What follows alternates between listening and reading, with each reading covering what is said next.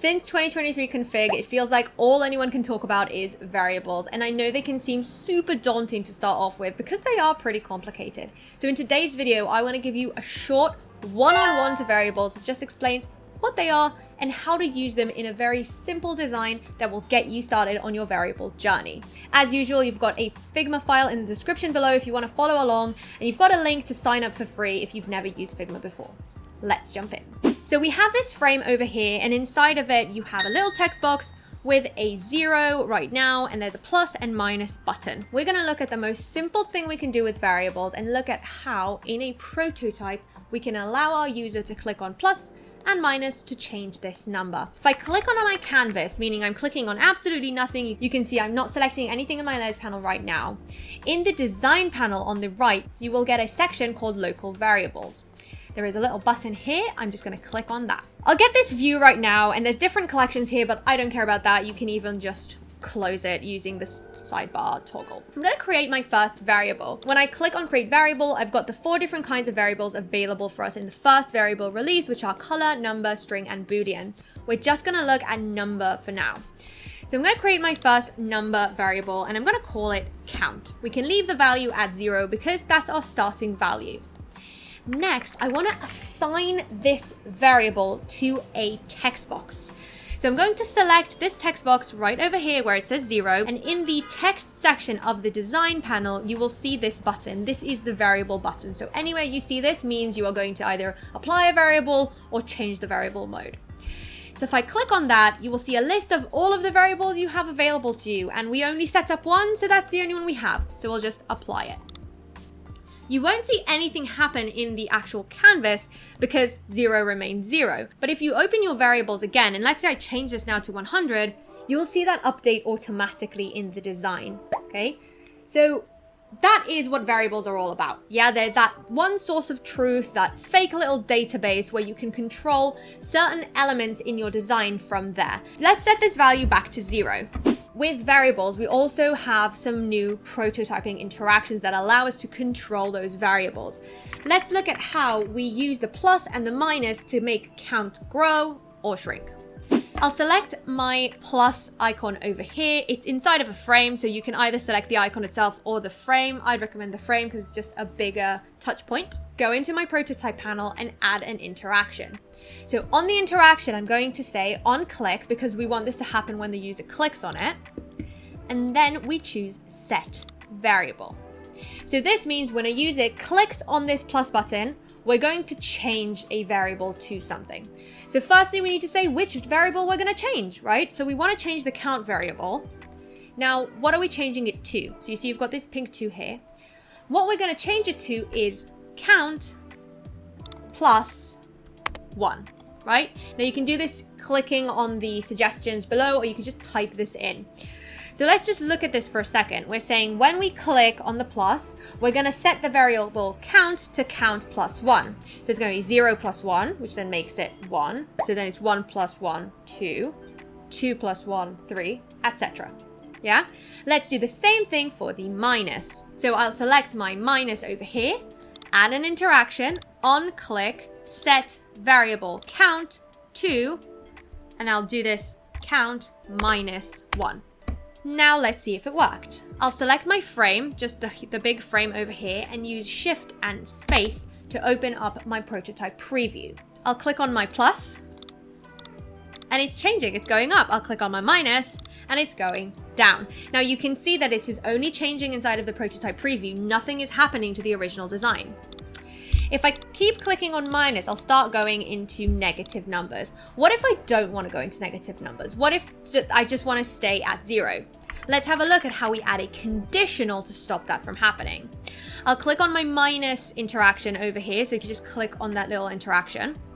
I'm going to add a conditional. So click on plus, conditional. So a conditional is an if-else situation. We say only do something if a certain condition is matched. We only want it to do this if count is greater than 0, right?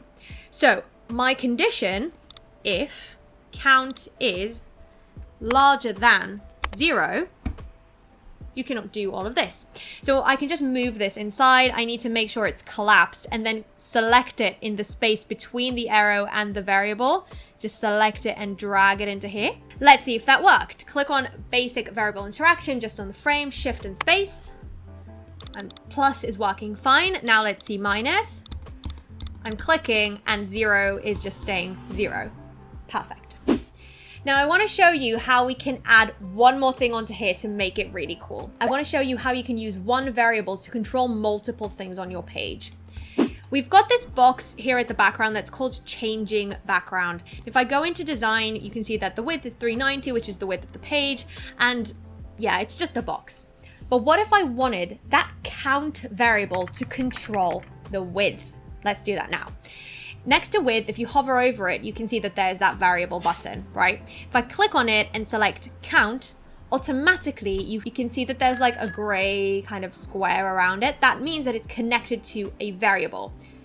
Count is 0, but width can't be 0. The smallest it can be is 1, really. It can be not point whatever, but 1 is kind of the default that it went for, and that's fine for us. If I play this now, that's all I needed to do. I assigned that width to our count variable, and now when I click on plus, you can see how the width of that square is growing, and it's also going to shrink.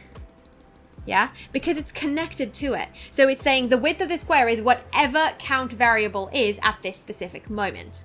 If I just change it in my prototype, I'll select this one, and instead of +1, I want to change it to +25 and -25, just so we can see it happen a bit better.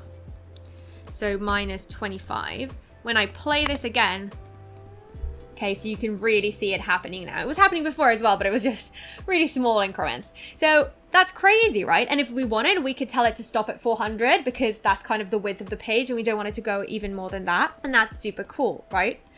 Now let's take it even one step further. I'm going to use the color variable now, and we're going to set it so every time it reaches a multiple of 100, it's going to change color. First, we need to create a color variable.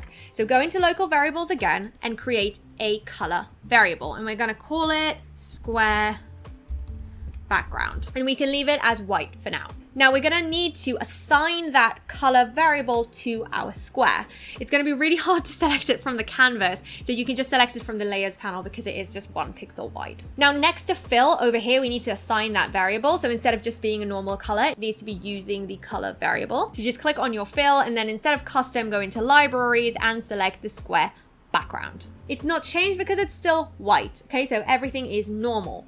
What we're going to do is we're gonna add another conditional into the prototypes, and we're gonna change it over here. So let's think of the logic over here.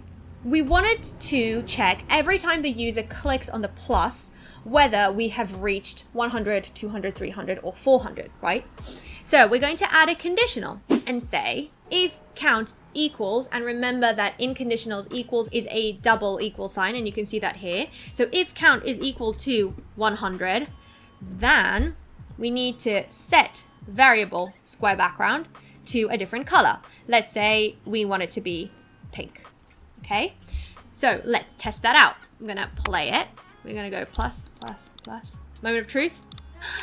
Yeah, so when we clicked on that plus, it checked. You went through that conditional and checked if count is equal to 100. And once it was, it just changed it to pink. Let's do the same now for the other numbers. So I'm gonna go into here and say conditional if count equals to 200. We're gonna set the variable square background to, let's say, this purple color.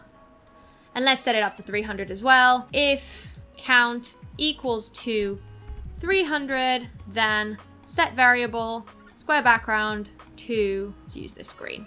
Okay, so let's see that in action. Pink, purple, green, yeah?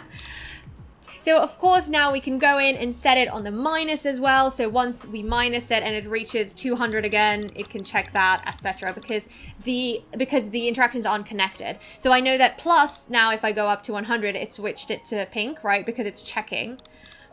But if I did it on the minus, it doesn't know what plus is doing. So we need to set those interactions again on the minus if we want it to work both ways. So that was a short basic overview of how variables work and how we can use them to just make our designs more dynamic and our prototypes even more amazing. I hope you enjoyed. Let me know in the comments below what else you want to see. Don't forget to like and subscribe.